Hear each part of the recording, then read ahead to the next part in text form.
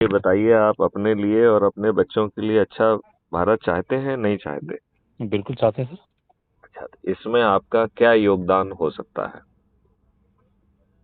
Sir. Sir हर तरह से योगदान दे सकते हैं सर, हर तरह से। हाँ, जी। तो देखिए, इसमें 21 विधाओं के तहत अपन को पूरा सेटअप क्रिएट करना है। सर।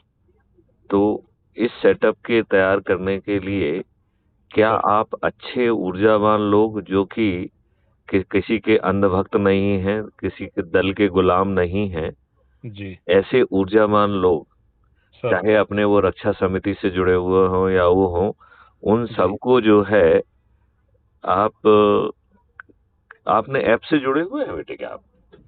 मैं सर अभी सर व्हाट्सएप ग्रुप में जुड़ा हूँ सर, अभी ऐप से जुड़ा हूँ नहीं, लेकिन मैं सर ग्रुप में जुड़ा हूँ मैं।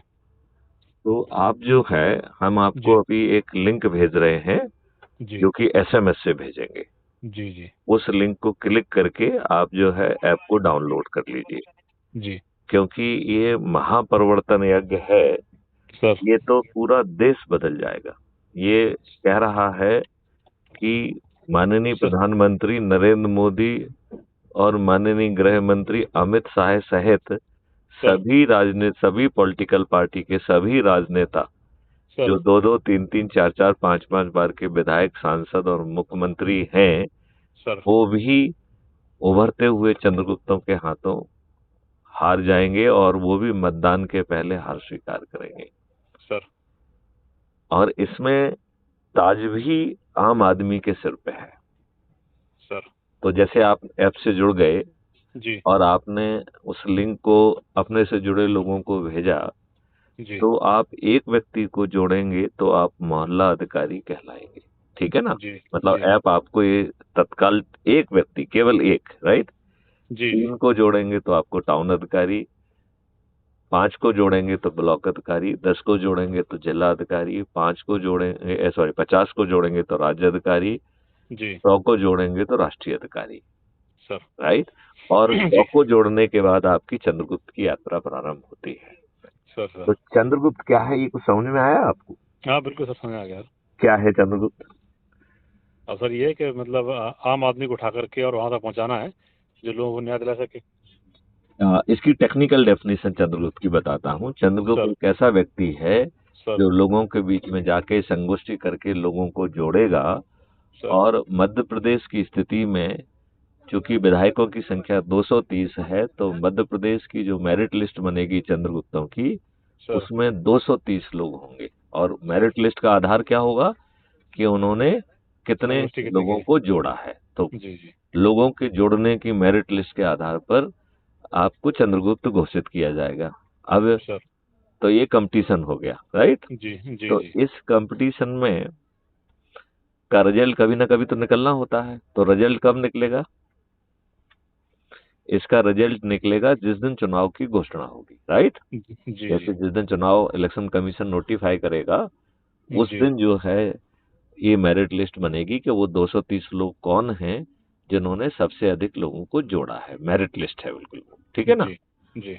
और फिर क्राइम फ्री भारत मिशन, मतलब मेरा प्रतिनिधि उसके पास पहुंचेगा जी। और एक चंद्रगुप्त का उसे सर्टिफिकेट देगा सर। और दूसरा उसे जो है विधायक का टिकट देगा, सर। राइट? जी। तो जी। चंद्रगुप्त बनना उसके हाथ में, राइट? बिल्कुल सर। विधायक का टिकट मिलना उसके हाथ में। और जी। उसको पूरी प्रक्रिया में कहीं जब वो नामांकन भर देगा, सब कुछ भर देगा, फिर भी वो जो है ना ये नहीं कहेगा कि मैं खड़ा हूं, मुझे वोट दो। जी। वो क्या कह रहा है हर बार कि भैया ये क्राइम फ्री भारत मिशन है, 21 लक्ष्यों के तहत आप और आपके बच्चों की जिंदगी बदल जाएगी। जी। ऐसा परिवर्तित भारत चाहिए क्या, राइट? जी। और चाहिए तो क्राइम फ्री भारत मिशन से जुड़ जाइए, ठीक है ना? जी सर। अब क्राइम फ्री भारत मिशन की जो सदस्य की शपथ है, जी। उसका तीसरा हिस्सा कह रहा है कि जो भी हमारे क्षेत्र का चंद्रगुप्त घोषित होगा, जी। राइट, जी। मैं छत पे चढ़ूंगा, थाली बजाऊंगा, दीपक जलाऊंगा जी। और ये उद्घोष करूंगा कि ये मेरा चंद्रगुप्त है और इसे मैं संकल्प के साथ विजयी बनाऊंगा। तो एक सर। मिनट के लिए मान लेते हैं कि मालवीय जी ही उस क्षेत्र के चंद्रगुप्त बने, राइट। जी तो वो छत पे चढ़ेगा, ताली बजाएगा, दीपक जलाएगा और कहेगा कि मालविया मेरे चंद्रगुप्त हैं, मैं इन्हें संकल्प के साथ विजयी बनाऊंगा। ये जी बात वो हर दिन करेगा, राइट। जिस दिन से चुनाव का नोटिफिकेशन होगा, जिस दिन से चंद्रगुप्त की सूची जारी हो जाएगी, जी तो ये हर दिन करेगा। तो सर। जब जो है इतने सारे लोग अपने छत पे बजा के जो है ना चढ़ के थाली बजाएंगे और दीपक जलाएंगे, जी तो पड़ोसी ये पूछेगा कि नहीं पूछेगा कि भाई साहब आप लोग कर क्या रहे हो? हाँ बिल्कुल सर, पूछेगा ना। बिल्कुल पूछेगा। जब आप उनको बताएंगे कि साहब ये इतना बड़ा अभियान है जिसमें से जो इन दुष्ट राजनेताओं ने आज भी 75 साल के बाद अंग्रेजों के वही नियम कानून जो 1857 की क्रांति को कुचलने के लिए बनाए थे, वही सर आप पे आज भी थुपे हुए हैं। जी वही दुष्ट लाटसाबी व्यवस्था जो जी अंग्रेजों ने भारतीय गुलामों को कुचलने के लिए बनाई थी, वही जी व्यवस्था यथावत आज भी हमारे ऊपर थुपी हुई है। हमारा जी पुलिस जो है आज भी 1861 के पुलिस एक्ट से गवर्न हो रहा है। बिल्कुल हो रहा सही है कि है। नहीं हो रहा है? बिल्कुल सर। हमारी आईपीसी अभी भी 1860 की है। हमारा बिल्कुल सर। एविडेंस एक्ट 1872 का है कि नहीं है? जी जी सर बिल्कुल। तो ये लाटसाबी व्यवस्था जो घटिया कानून के तहत जितनी भी जिम्मेवारी होती है उसका भी पालन नहीं कर रही है। जी हमसे ही देखो, हमारा ही सिस्टम सही केसेस में कई बार मुकदमा कायम नहीं करता है, जबकि जी दबाव में आकर जानते हुए फर्जी मुकदमे भी कायम हो जाते हैं। हाँ बिल्कुल सर। होते हैं कि नहीं होते हैं? जी और हम कुछ नहीं कर पाते हैं। जी और कुछ दुष्ट जो है ना रिपोर्ट करता होते हैं, गलती एक की हो वो पूरे खानदान का नाम लिखा देते हैं। हाँ बिल्कुल सर। पूरा खानदान जो है वर्षों परेशान होता प्रताड़ित है। रहता है, वर्षों। सही बात है, बिल्कुल सर। तो ये दुष्ट व्यवस्था क्यों होना चाहिए? इस दुष्ट व्यवस्था को पारदर्शी, अकाउंटेबल, संवेदनशील और सही समय पे सही निर्णय लेने के लिए बाध्य किया जाएगा। और यदि व्यवस्था में ऊंचे पदों पर बैठे हुए लोग सही निर्णय सही समय पे नहीं लेते हैं, तो जी उन्हें लाखों में कंपनसेशन देना होगा, लाखों में, सर। राइट। जी जो उनकी औकात के बाहर होगा। जी गुलामी तो हम लोगों की सेवा में भी है। आप हाँ अपने वरिष्ठ अधिकारी का जानते हुए कि ये गलत निर्णय है, दूषित निर्णय है, राजनीतिक प्रभाव में या पैसे के प्रभाव में लिया जा रहा है, फिर भी आप जो है मन महसूस कर उसे पालने के लिए बेबस है कि नहीं, पालन करने के लिए बेबस है कि नहीं? जी और इसके कारण क्या है? आपकी एसीआर, आपकी पदस्थापना। जी तो आपको मालूम है कि नए भारत में जो क्राइम फ्री भारत ला रहा है, जी उसमें आपकी एसीआर आपका बॉस नहीं लिखेगा। जी आपकी एसीआर आपके काम से एक्सट्रैक्ट की जाएगी और उसे एक परफॉर्मेंस इंडेक्स में कन्वर्ट कर दी जाएगी। सर। उस परफॉर्मेंस इंडेक्स के आधार पर ही आपकी पदोन्नतियां और पदस्थापनाएं होंगी। जी तो आज का जो पदस्थापना उद्योग है वो खत्म हो जाएगा कि नहीं हो जाएगा? हाँ बिल्कुल सर, होना चाहिए। होना चाहिए कि नहीं होना चाहिए? बिल्कुल सर। और कंडक्ट रूल में थोड़ा सा परिवर्तन कर दिया जाएगा। तो जो जी कंडक्ट रूल अभी आपको अपने वरिष्ठ आदेश अधिकारियों के आदेश को मानने के लिए विवश कर रहा है, जी और सर। यदि आप नहीं करते हैं तो आपको झूठ मूठ सस्पेंड करके डी करके और आपको प्रताड़ित करता है। सर यदि उसी कंडक्ट रूल में ये लिख दिया जाए कि यदि आपके अधिकारी का, वरिष्ठ अधिकारी का जो निर्णय है, यदि वो दूषित और गलत है, तो कंडक्ट रूल के तहत आपकी जिम्मेवारी है कि आप उस अधिकारी को कारण सहित रिव्यू के लिए लिखें, सर। राइट।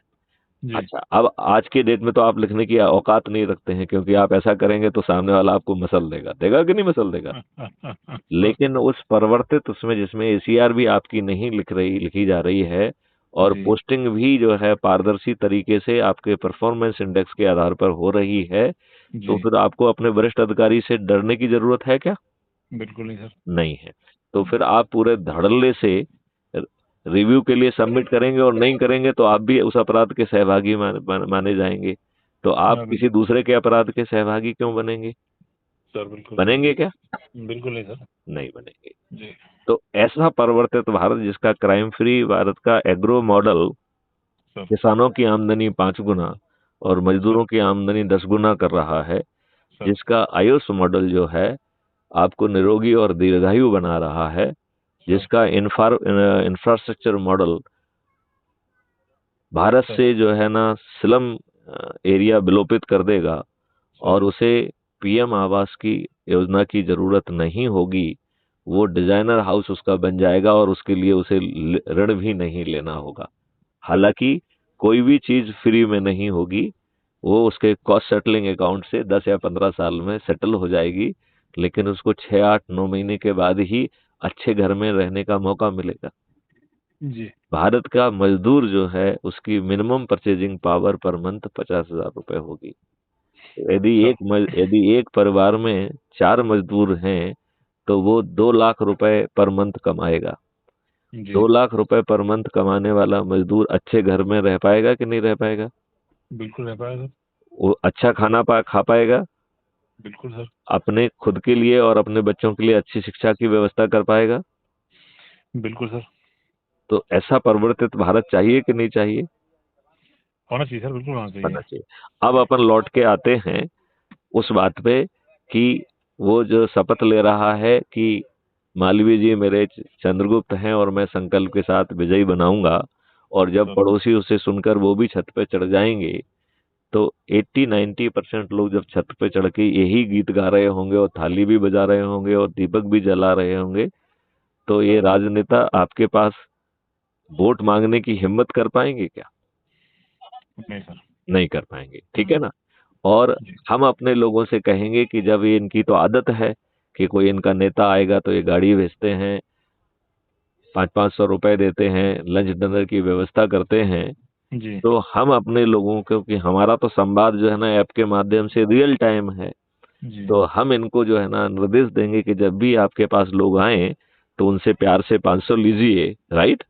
जी और खाना वाना भी खाइए और जाइए घूम के आइए, और जब ये भाषण दें तो इनकी हुटिंग करिए। आप बताइए, हुटिंग के डर से ये चुनावी आम सभाएं करने में का डर लगने लग जाएगा कि नहीं लगने लग जाएगा इन्हें? फर्क पड़ेगा सर। पड़ेगा, राइट? जी जी अब जो है, जो ये ढेर सारी चैनल्स हैं जो कि अधिकांश खरीदी हुई भी हैं, जी जब चारों तरफ थाली बज रही होगी, दीपक जल रहा होगा और उद्घोष हो रहा होगा ये हमारा चंद्रगुप्त है, मैं इसे विजयी बनाऊंगा, तो जी आज के पत्रकार ना चाहते हुए भी उसे रिकॉर्ड करके दिखाने के लिए मजबूर होंगे कि नहीं होंगे? बिल्कुल सर, करना ही पड़ेगा। करना पड़ेगा। और जी जब उसे दिखा के वो राजनेता जो उसी चैनल पे जो बैठे होंगे उनसे पूछेंगे कि भाई साहब आपको क्या कहना है, तो जी उनके पास कोई जवाब नहीं बन पड़ेगा, उनकी नजरें नीची हो जाएंगी कि नहीं हो जाएंगी? ना बिल्कुल सर। क्या वो चुनाव मतदान के पहले अपनी हार स्वीकार करने के लिए मानसिक तौर पर जो है ना विवश हो जाएंगे कि नहीं हो जाएंगे?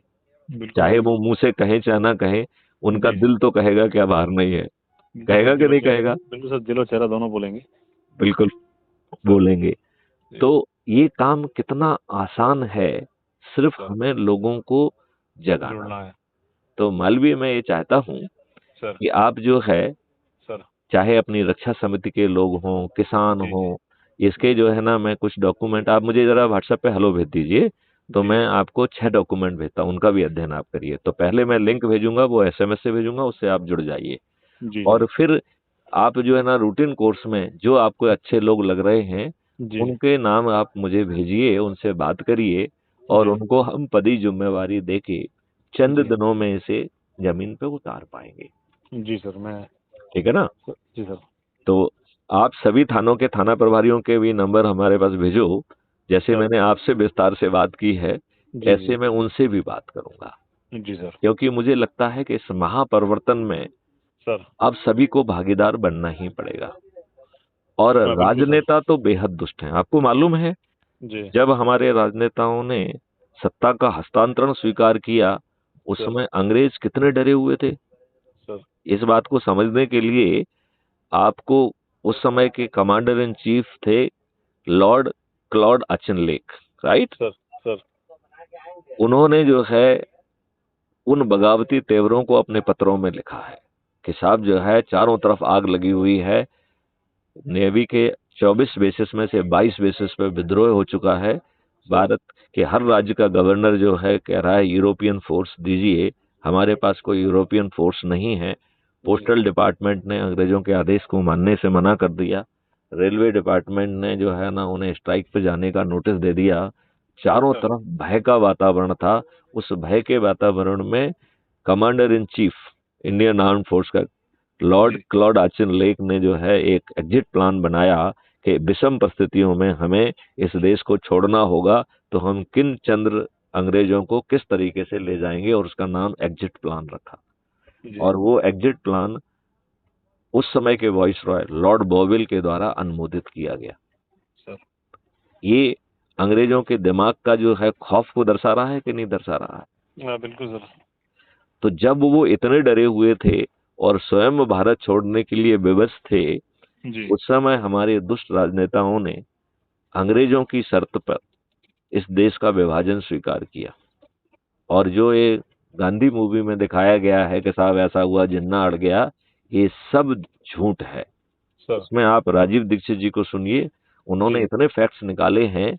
जिस समय जो है चारित्रिक पतन के कारण नेहरू जी को देश के विभाजन का एग्रीमेंट पे साइन करना पड़ा, उस समय कमरे में सिर्फ 3 ही व्यक्ति थे।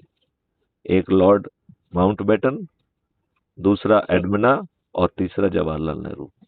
तो जिद करने के लिए कोई चौथा व्यक्ति था ही नहीं, तो जिद क्या करेगा? तो देश को मूर्ख बनाया गया। ये बताइए, किसी देश में जो स्वतंत्रता संग्राम के लिए कुचलने के लिए नियम कानून बनाए होते हैं, क्या उन्हें अपने देशवासियों पे थोपा जाता है? बिल्कुल नहीं होना चाहिए सर। नहीं होना चाहिए। जब हमारे माननीय नरेंद्र मोदी जी ने 15 अगस्त 2022 को प्रण लिए थे, 5 प्रण लिए थे यदि आपको याद होगा, उसमें दूसरा प्रण था गुलामी के हर अंश से मुक्ति। मैं आपको कह रहा हूं माननीय प्रधानमंत्री जी को, ये गुलामों के नियम कानून और वो लाटसाबी व्यवस्था में गुलामी की बदबू आना चाहिए कि नहीं आना चाहिए? बिल्कुल सर। मैथिली शरण गुप्त को तो गुलामी की सड़ांध आती है सर। और इन लोगों ने तो अब इतनी दुष्टता कर दी है। आप ये बताइए, इन्होंने टिकट किसको दिए थे? राजा महाराजाओं को, जमींदारों को दिए थे? शोषकों को दिए थे कि नहीं दिए थे? जिनका दबदबा था। आज भी उन्हीं की संतानों को टिकट मिल रहे हैं कि नहीं मिल रहे हैं?